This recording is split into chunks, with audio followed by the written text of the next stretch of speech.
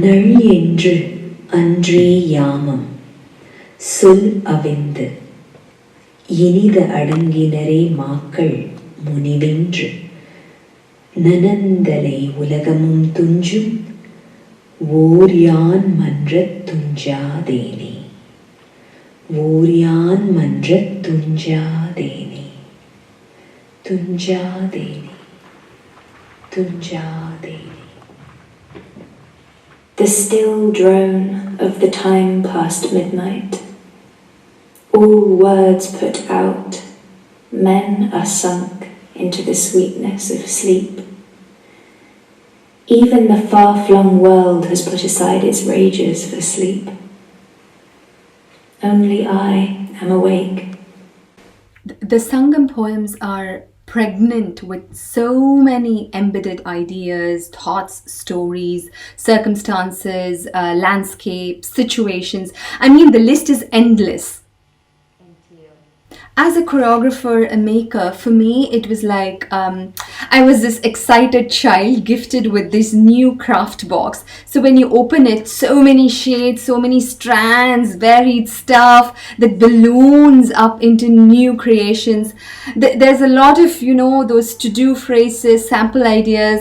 Well, rather in my case, suggestions from the text, the words that are already embedded with animations weaved in.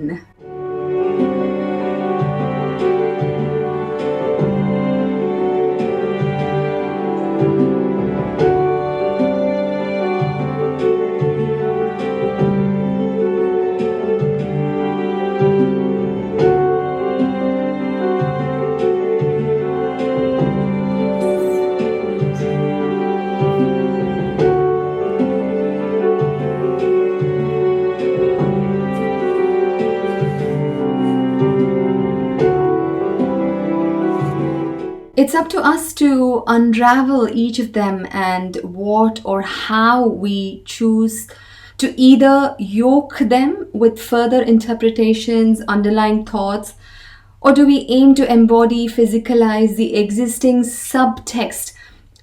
Those are choices that we make. And in my case, I had to make them with bodies that were not familiar with the language nor the text.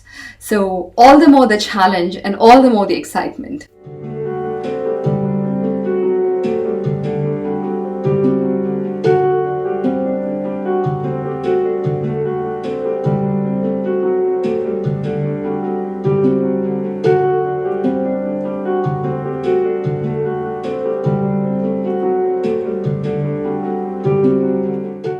I had to start with my own body in the first instance, and through that research and development, sort of the R&D was born, the film titled Apart from Within. It was a digital dance film exploration with the same poem. Thereafter, the opportunity to sort of transcend the self and almost transpose this poem that was so enriching, and I had to do that onto 25 different bodies from the Trinity LABAN dance department, and that led to the live stage creation of Sleepless. John Mark's music lent an innate sense of stretching of sleepless, the mode of sleepless, being in that sleepless state. And I had to use their voice. That was paramount for me, because coming from a classical music, dance theatre background myself.